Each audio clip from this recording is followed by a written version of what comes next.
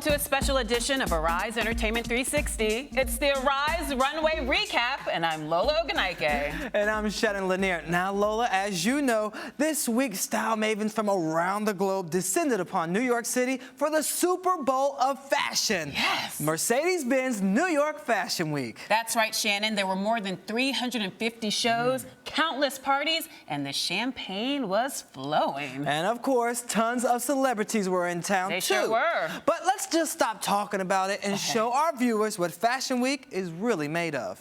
First stop, the parties.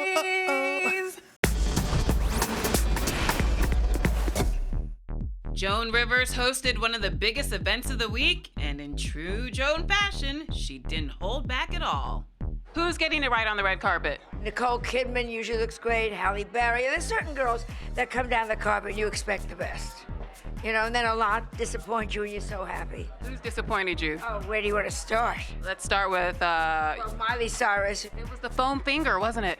It was. And the crotch rubbing of a married man.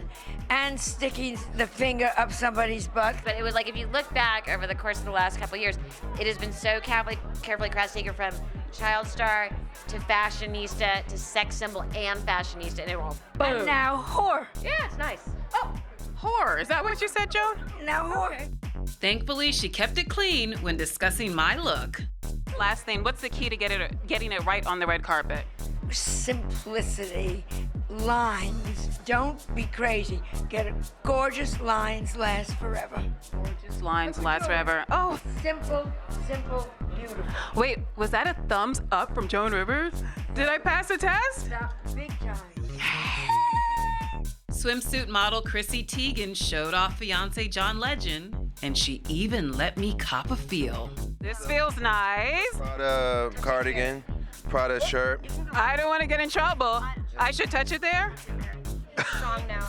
I like He's it. very strong. I like it. Ooh, you got the pecs. Ready for... So are you going to go shirtless for the wedding? No, I'll be fully clothed.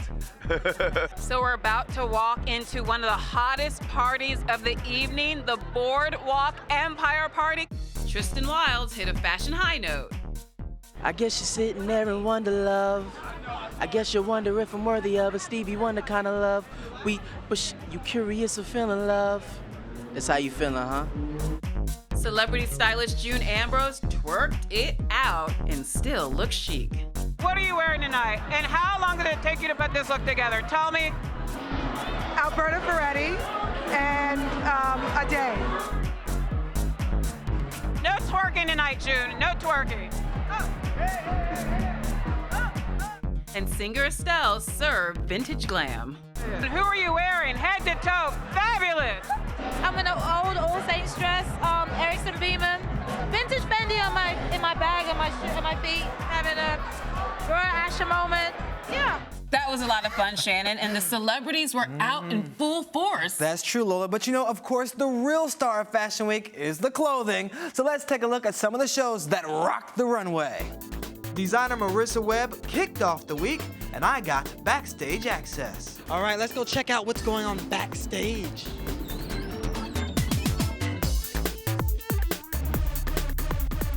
I'm backstage of the Marissa Webb show, and things are a little hectic as the models get ready and get their last looks to hit the stage. And here are some of the clothes. We'll see. Lola, don't worry, I'll take some and bring it back for you. This is my first Fashion Week in New York, my first show, and I'm very honored I get to wear her clothes. How does this feel on your body? It's beautiful. I love it. I want to wear this out. I'm now joined by the woman of the hour, Marissa Webb. Thank you so much for joining us. Well, thank you very much for having me and for coming. So this is your first time showing your spring line at Fashion Week. How does that feel? It is extremely exciting and nerve-wracking at the same time. So what can we see different in this line from previous lines? I think this year I was able to kind of expand on my own personal aesthetic a little bit more, getting more comfortable being an independent designer and really like pushing that. I think that's the most important aspect of this collection, and it will keep on evolving. I know you worked for J. Crew for 11 years as the lead designer. What made you know that you were ready to step out on your own and do your own line? Whoever knows if you're going to be successful, but I always say, take on challenges and do the best you can. Don't do anything half-assed, do it 150% or don't bother. As you can see, the house is full and it's time to get the show started.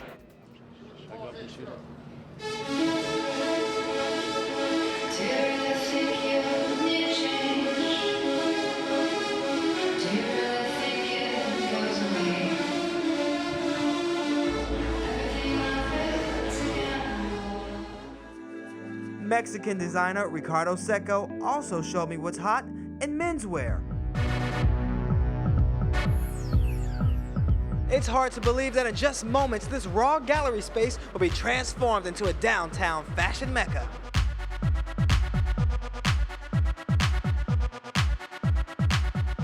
These shows may seem to go off without a hitch, but even the professionals need just a little practice, and they let us in on the rehearsal.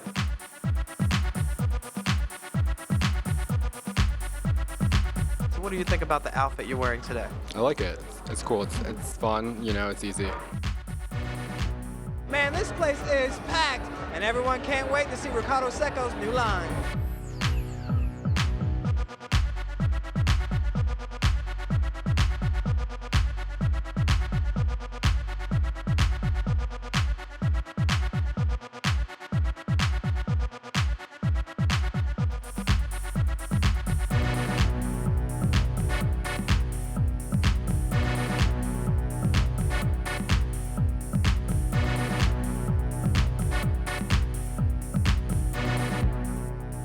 Ricardo, the show was amazing. Congratulations. Thank you. Thank you for coming. Now I see why they say you're one of Mexico's most influential designers. I think that Mexico lived one big moment, and many designers now are here.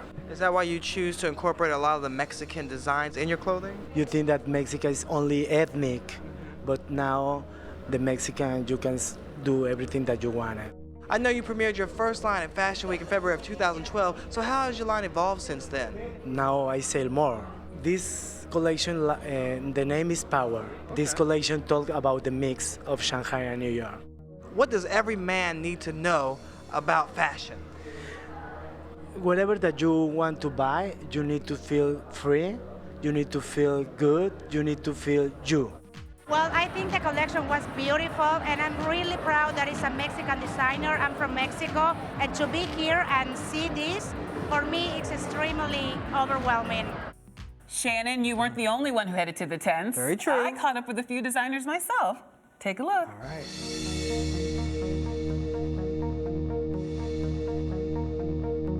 Your fingers are moving. Yeah.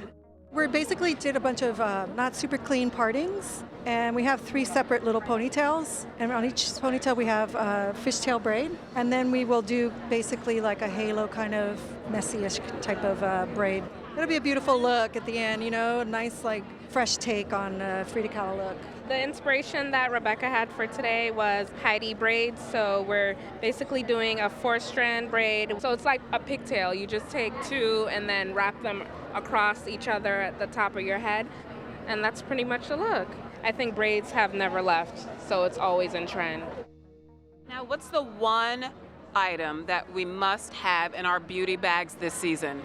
The one item you must have in your beauty bags this season, a Stila convertible color. It's a cream blush that you can use on your cheek and your lip, and that's what I've used here today.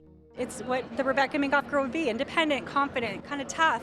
The punk rebellion makes it really cool. Congratulations. Thank you. So it's moments before your show. What is going through your mind right now? I'm sort of watching what everyone's doing behind, hoping it all happens smoothly. Do you still get nervous? Butterflies in your stomach? Of course, definitely. How could you not?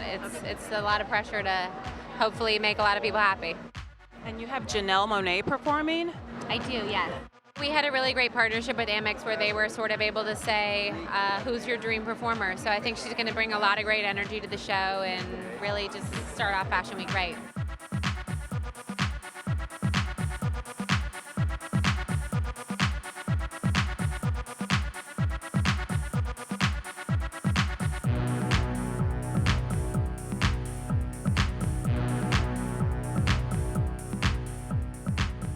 After Rebecca Minkoff, I got a history lesson about Fashion Week and caught up with designer Tracy Reese. So I'm standing here with Fern Malice, the architect of Fashion Week. Did you have any idea it would grow to be this huge international event years ago? Well, 18 years in Bryant Park is really what I was responsible for, and building that up and creating that. And we were looking for a way to give a platform to the American designers so that they could compete globally, trying to find safe, sound locations for them so ceilings weren't collapsing on the runway. Wait, take us back to that story. Michael Kors had a show on 26th Street in an empty loft space. When he turned the bass music on, ceiling started to crumble because everything started to shake, and plaster came down in chunks on Naomi, Cindy, Linda, Susie Menkes' head, Terry Donovan's lap, and the next day the press wrote, "We live for fashion, we don't want to die for it." Who is the Tracy Reese woman? Describe her to me. Someone who loves clothes, is not afraid to assert her femininity, who loves pattern and color, and has a certain amount of freedom in how she dresses. What's it feel like to be one of the First Lady's favorite go-to designers? Oh, it's just an incredible honor. You know, she's a wonderful person to have wearing our clothes. She's an incredible role model to, I think, all Americans, and us especially. And it's been like a wonderful, wonderful ride. So what can we expect to see today on the runway? Oh, God. Sensuality, romanticism, athleticism, you have it. A lot of really great girls that are going to be able to show you their personalities.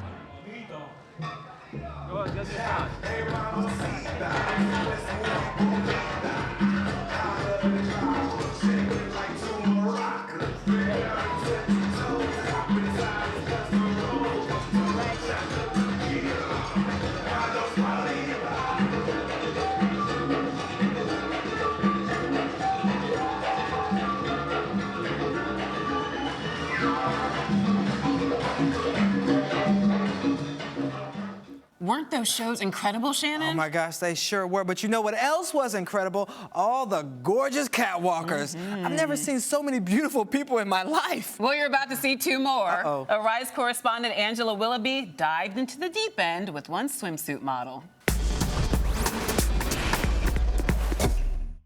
Today we're at the Nolcha New York Fashion Week show, where independent designers get to showcase their new collections. Today we're going to give you an exclusive look in the life of a New York Fashion Week model.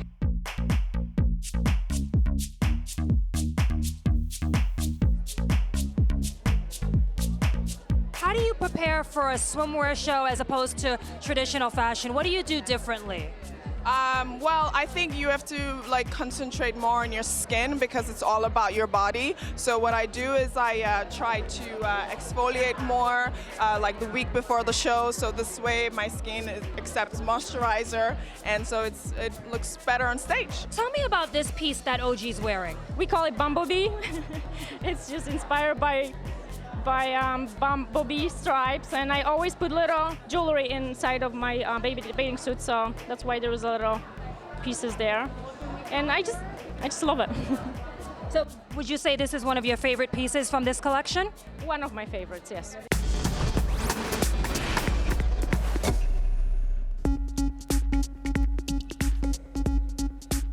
Welcome back to this Arise Runway recap. Now, Lola, make no mistake, it's not just about the clothes at Fashion Week, it's about the money. It sure is, and big name designers are turning to the web to bring in the big bucks.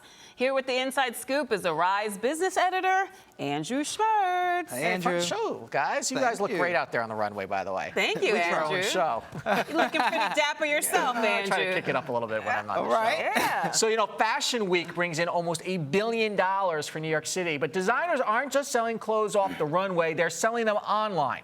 I spoke to Phil Vasilevsky, the former chief technology officer for Prada, who now owns a company called Maui Digital Media. They design websites for designers Victoria Beckham and Derek Lam. All right, well, let's take a look at the conversation you guys had.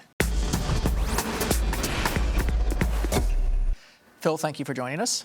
You know, so for 7 decades, the fashion industry has been pushing its wares through fashion shows to wholesalers, distributors, consumers. How is that now really changing in the digital environment? How important are these fashion shows like the New York Fashion Show?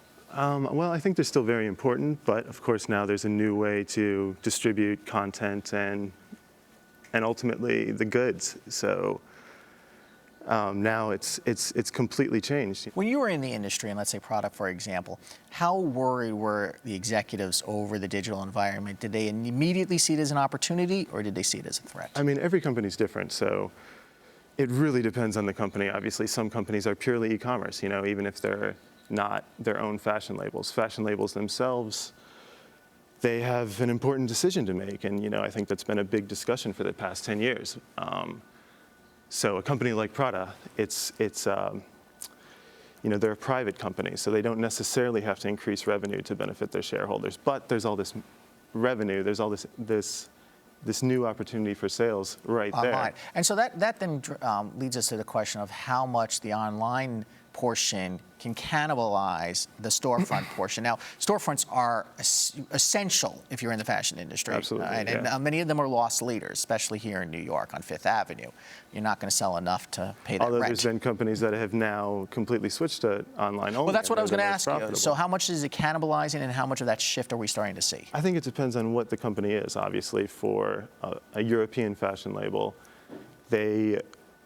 you know, it depends on whose perspective it is. Obviously, the store manager doesn't want their sales taken by the website. They don't want someone to walk into their store and then go home and then purchase something online. But their bosses, the executives, are fine with that. So there's an important decision to make for each company. If you're a consumer, is there something less cachet about buying it online? No, I don't think so, because obviously they have to create desire. That's what they're very good at. They know who to call, they know what creative agencies to work for, they know what architects to work for, event planners, everything. So they're good at that, creating desire. What kind of creative tasks can companies now do, and luxury brands, to develop an online presence? Because it is now obviously, originally I would think the online presence was the Amazon, and so people were looking for deals.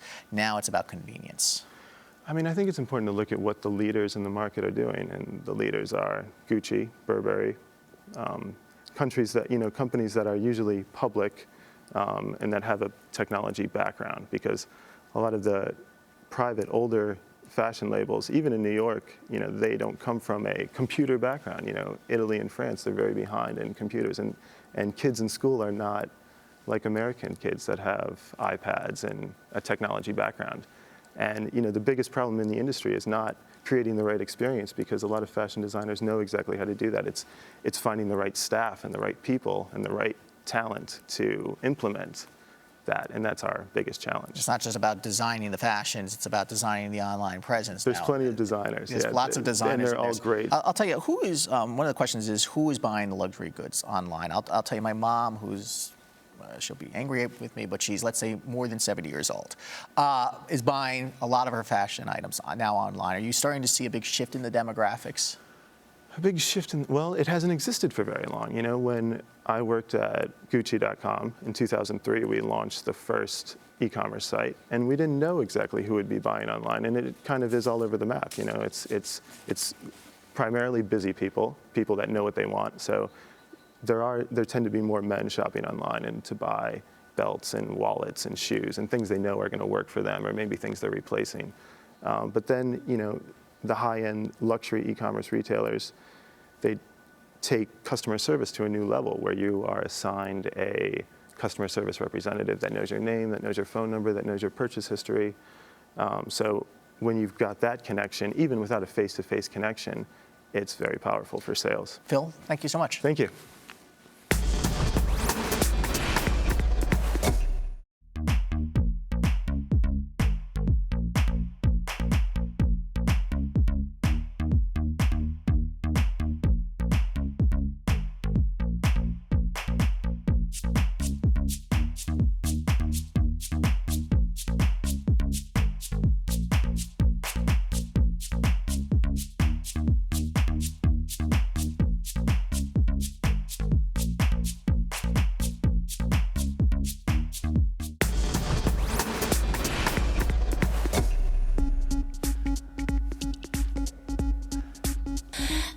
Welcome back to our special fashion edition of Arise Entertainment 360. This week, we caught up with industry legend Beth Ann Hardison, and here's what she had to say about the lack of diversity on the runway.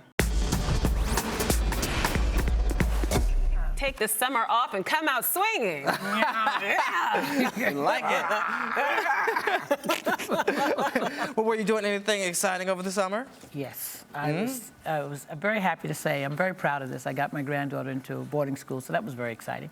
Okay. And then I went down to Mexico for 10 days in the mountains and rested, and came back to start this casting process. You got your warrior spirit Yeah, rejuvenated, right, and now you're ready. And now that you're back at work, you're the head of the Diversity Coalition, which is aiming at bringing more black models to the stage, to the runway, and just Well, I bring- wouldn't say black models. I'm not big on black models. I'm big Okay. on black models, but I'm not big on black models per se, meaning models of color. Models of It's color. always better, you know? Okay. So what's- it's a little different. So what's the overall goal of the organization, and who's part of it? It's not an organization, it's a coalition. Coalition, excuse me. Oh. So, okay, so who's part of the coalition then? Well, never can say.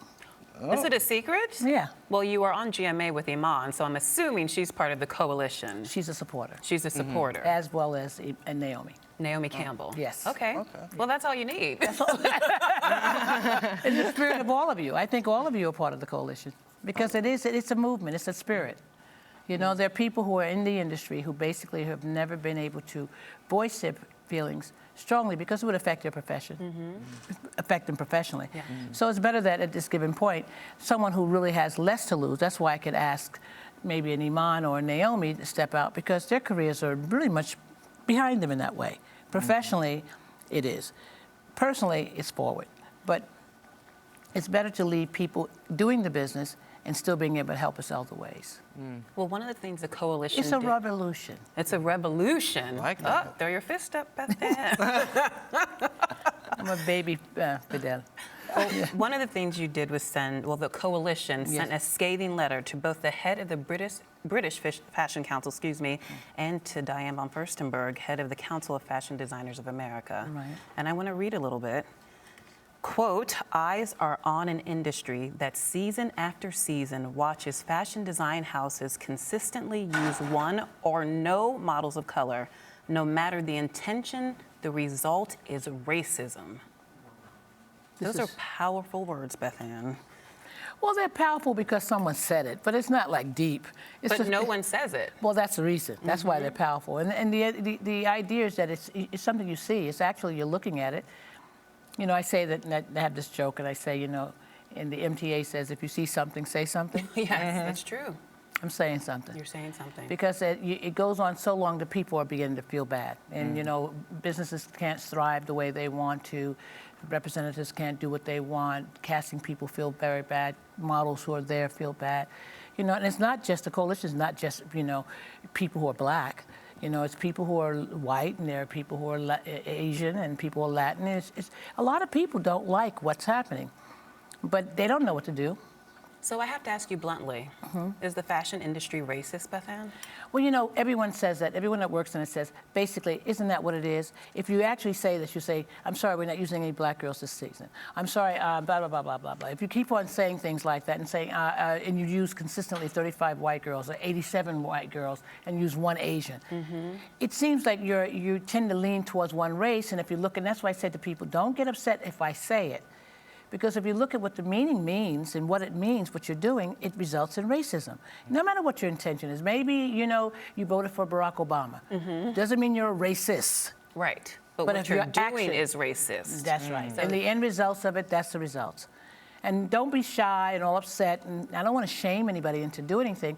I'm just calling it as I see it. And as you're calling it, you're doing one thing that many people are afraid to do. You're actually naming names.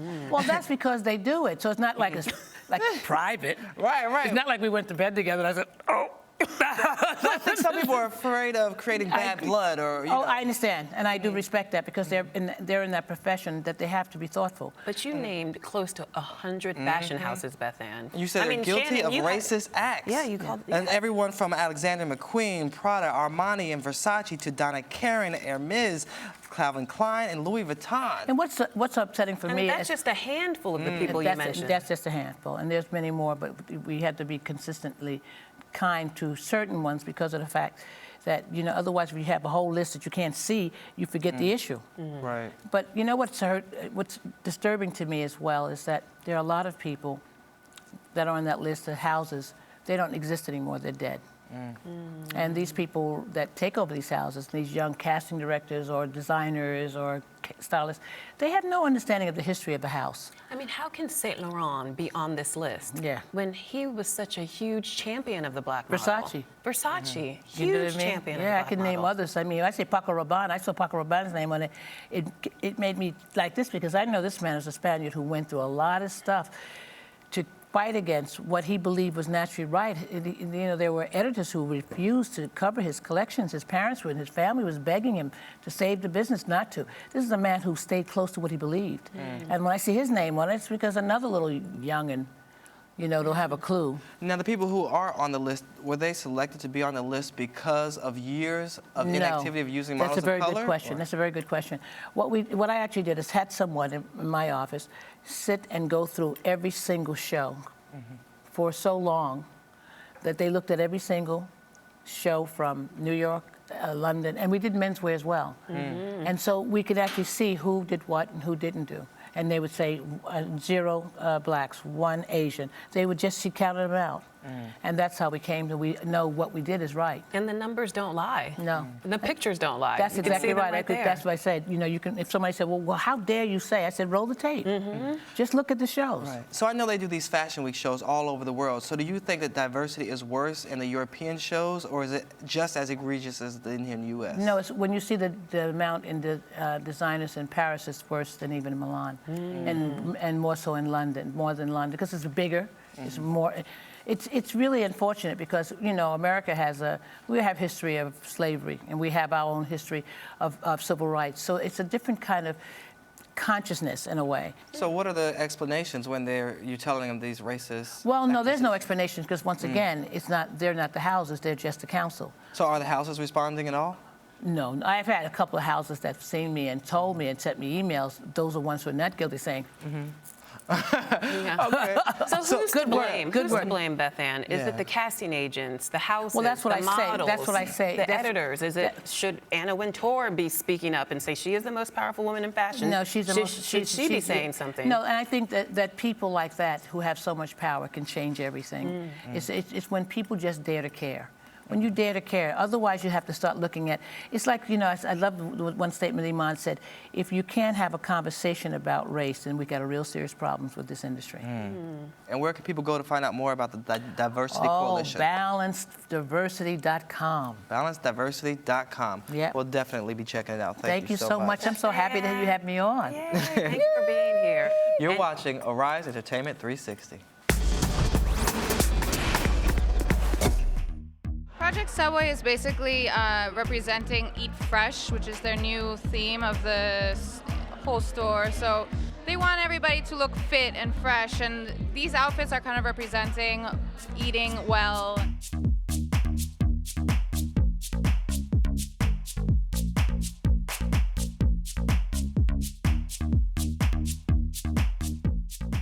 Thanks for coming to Rise 360. I hope you guys had fun, and I'll see you guys next time.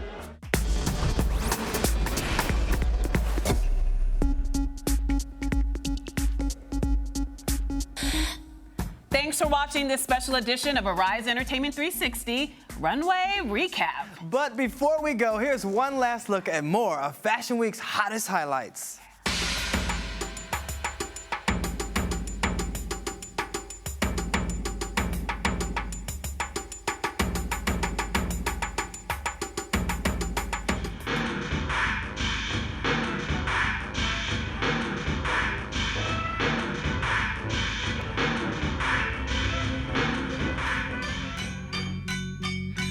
Time to live and a time to die, a time to fall and a time to fight the good life. Every word is just another lie. I wonder why I do even try. Everybody's talking, no one says a word. Everybody's making love, no one really cares. There's natches in the bathroom just below the stairs.